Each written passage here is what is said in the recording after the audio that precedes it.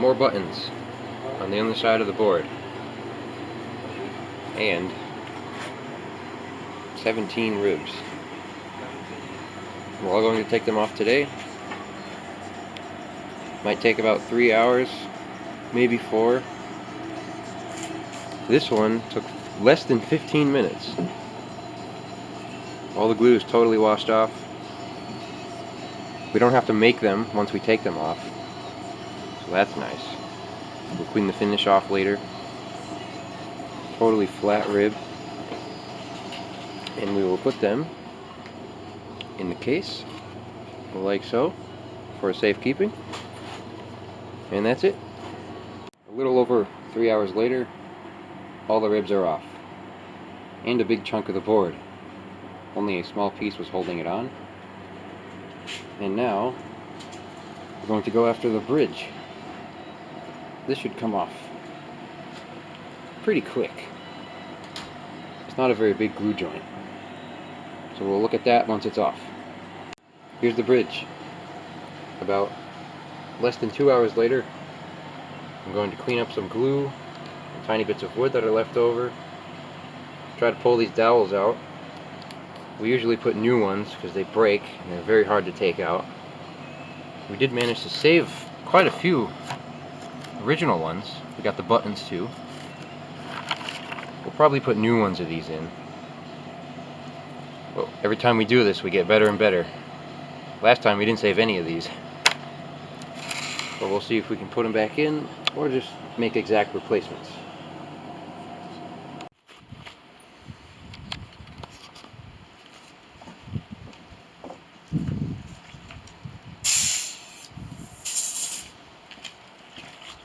Ready?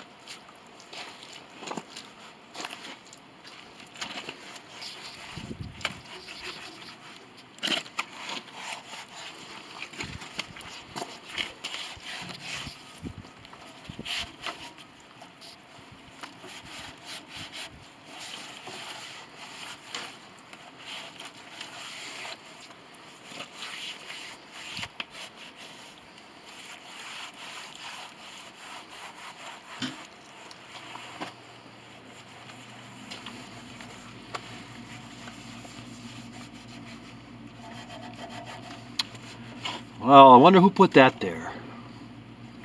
Long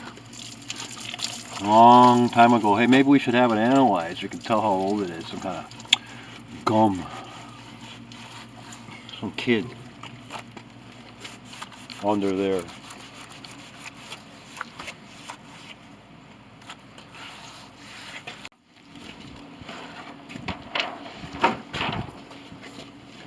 That looks pretty good. Nice and clean. All the corners, everything all between there, all underneath the spider here.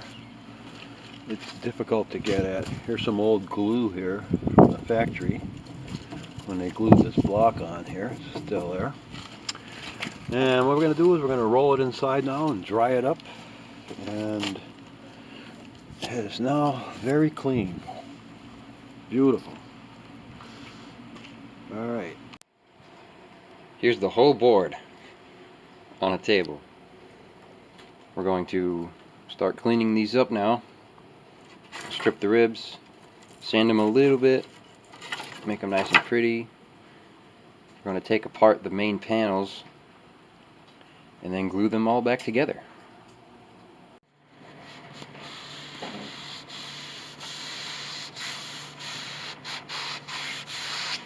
That's it. Too much more. There. Here's some edges of the soundboard.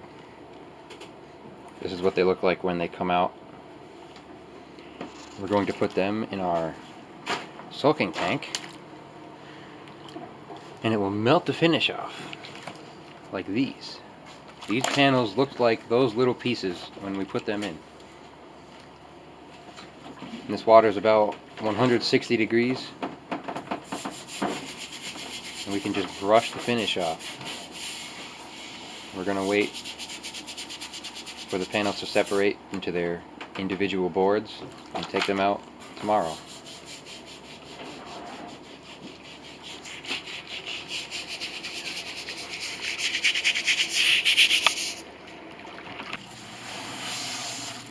Here's some nice ribs. They're beautiful. Check this out. Nothing wrong with that.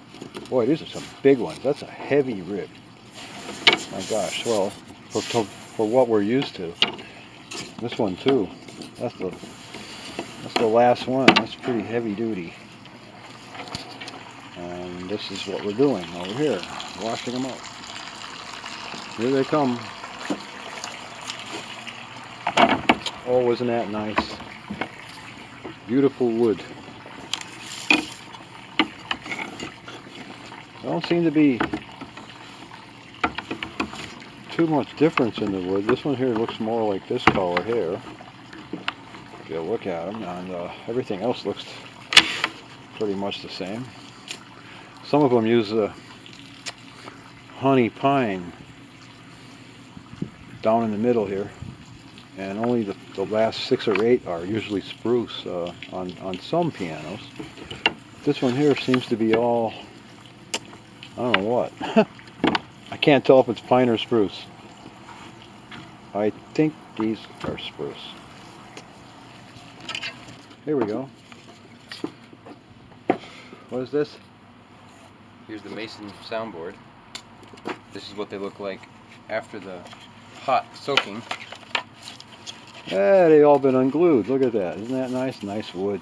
Oh boy. Alright, so now we're going to go a little further and take all the finish off.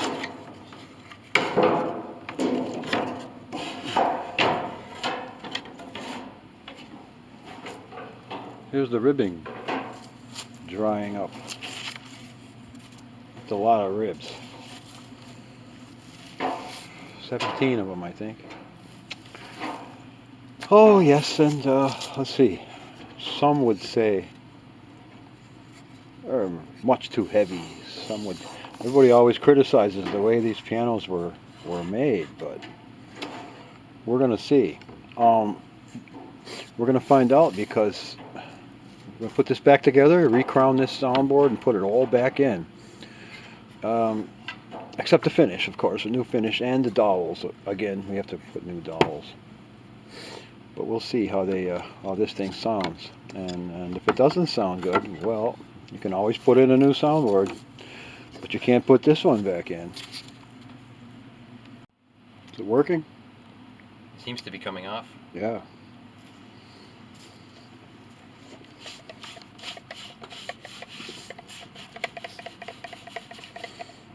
They had silver leaf in back of their gold and black background. on those decals. This is going to really clean up the wood. The old varnish is coming off, and there's some tough varnish. I don't know what it was. It's one of those mysteries.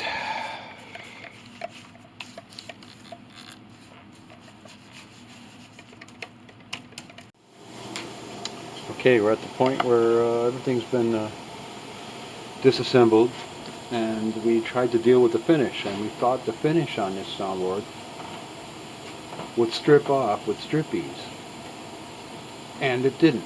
You can see in the light there, after all of this, that finish is still on that soundboard. I don't know why. I've never had one do this before. I did many pianos. They always wash off with alcohol. Here's a piece of Steinway soundboard here. Older than this piano, but it washes off with alcohol right to the bare wood. So I've never seen that. Oh, and the other side is the same thing. See the shine on there? Finish is still on. Well, we're going to have to get it off of there. And as to what it is, I don't know. But to do a little test, we scraped some off of this soundboard here. And the powder we set on fire, and it burned like nitrocellulose. It had a very plasticky smell to it. And this material here on this whole Steinway soundboard, if you rub some of the powder on your fingers like though, you can feel it's like violin varnish. It's like rosin. It actually gets sticky with a scoop like this. Whereas this material will not. Very bizarre. It's very sticky. Very resiny. However, this material on this Mason Hamlin soundboard is not. So I don't know what it is. Maybe something that came out of World War I. Pretty tough stuff. So there we have it, another mystery. Maybe it's airplane dope. That was a type of I think acetone-based nitrocellulose substance that went onto the airplane's canvases to waterproof them. Well, maybe. This piano was full of intrigue. First of all, we can see right here that it's way too big for the piano now. It was worse than that the other day when it was up to 16%, but right now it's down to 11. So this is going to shrink, and hopefully this will shrink smaller than it has to be. But right now the soundboard is bigger than it was because it's full of moisture. So if you could pull some of these ribs, take this out of here. I'm going to take this soundboard out of here, and here, give me a piece of that. There we go. While he's doing that, I'm going to show you this here. This little piece. Look at how wide this glue joint was. And we separated this into all the individual boards this time, like this, see? That's a pretty thick soundboard too. Uniformly thick, all the way up to the edges here. There's not very much tapering. And I thought it would be interesting because nobody unglues them. As you can see, we saved everything. The rim is nice and clean. We didn't lose any veneer on the edges. The edges are perfect. This is an evolution of soundboard ungluing. We've been doing this since about mid-80s. This process that we have. See, everything's apart. Gives us a chance to renew all the glue joints in between there. And maybe we'll clear up some myths, silly myths about crushed soundboard cells and stuff. Like I said, this is number 29. We've had great success with these. They last and last and last, and they sound, oh, unbelievable. But what I wanted to show you is this here.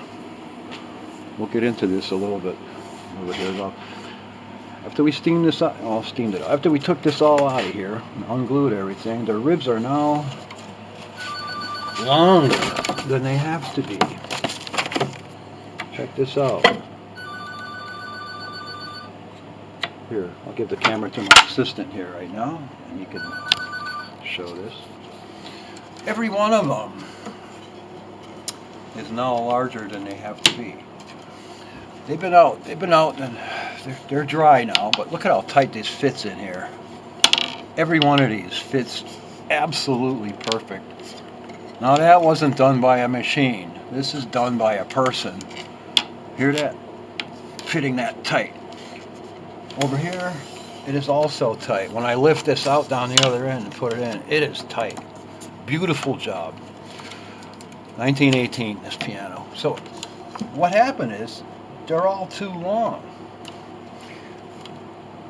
So in order for them to fit in there and butt there, this must have had an amazing amount of crown. The curvature of this rib had to be high enough to allow this to buttress in there. And now they're flat as flat can be.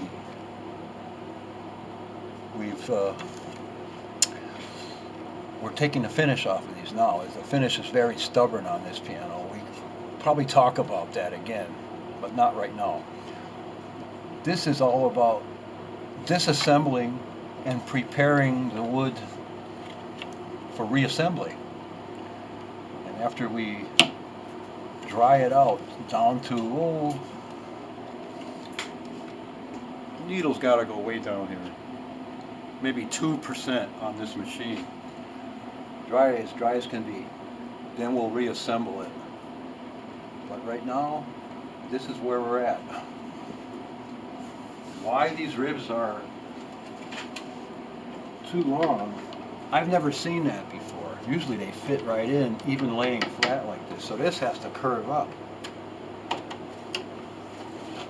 a large amount in order to bring this in to fit in. So we'll get into that a little bit later. Take a look at that soundboard again. One more shot. It's beautiful. You know what's nice about this? Nobody put any screws in here. Nobody damaged this board. This wood is perfect. Mason Hamlin number 29. Again, until we talk a little bit about the ribs and what we found in here. These ribs seem to be flat. They were made flat. We have no machine crowning in here, as you can see. They all come out like this, and we can tell because they have a memory. If this was machine crowned, it would show. There would be some evidence of it in some of these ribs, and all of them are just dead flat, perfectly flat as can be. And if anything, they have a little hump this way, if anything. So were they pre-crowned? I don't think so. Now over here we have some examples. This is 19. This piano here is 17, 18. This is out of a Mason and Hamlin. These ribs right here. These are 1921. I'm gonna move in front here. Excuse me. All right. This is from a 1921 Mason and Hamlin. And as you can see, the ribbing has a curvature to it. In the right direction after all these years. Now when we unglued these ribs from this piano about a year ago, they were not round like this. They were not uniform in any way. They were distorted. They had, some of them had negative curvature in them, and just being out of the piano, exposed to the weather. They were outside in the barn, and they seem to have regained their shape. Look at down here and how round that is. I'm just making notes about this. I find it very interesting that this happens. See, look at down that curve. It's 1921 Mason and Hamlin rib. It could be used again. They're perfect. And as far as pre-crown goes, they must be. Even though this piano is 1921, it's a Model A, very close to the same years they made these, but these seem to be, in this concert grand, they seem to be flat. And they relied on the compression or the pressure from the soundboard. Not to take us off the subject too far, but here's some evidence of pre-crowning. This is from a Vos, 1922, part of our soundboard salvage here. And put the profile here on this. Here, I drew how much curvature. Now this is definitely a pre-crown rib. Look at them all. I'm not all of them, just these two from the same piano. This one here, 900 millimeters or 35 inches long. It had 15 millimeters of curvature crown in this rib. This one right here. I don't know which one it is. That's rib number 8 or 9 in the soundboard. Here's a treble one. Oh, yes. Here's the last one. I keep this out as an example. Now that's a machine crown rib. There's no doubt about it. That's a Vos, 1921. Here's something from a Chickering that fell apart in my yard, and actually I salvaged it just as an example because I became very interested in these pre-crown things as when they started pre-crowning ribs and stuff. And look at that curvature in that rib. After all this abuse, it was outside for like 2 years, and it still has its shape. And I've seen grands like this. This is about 1908, this Chickering rib here. And yeah, they use pre-crowning. It's not a new thing. We had an 1872 Bluthner that seemed to be pre-crown ribbing. Can't prove it though. So anyways, this is what we have. As far as rib crowning goes, apparently this piano had flat ribbing, and it was a true compression crown soundboard. That's it.